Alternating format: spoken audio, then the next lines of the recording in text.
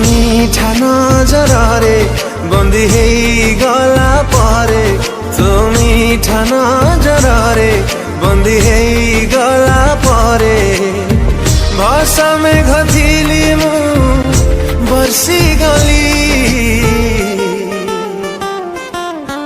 धीरे धीरे मुँह तो रही गाली।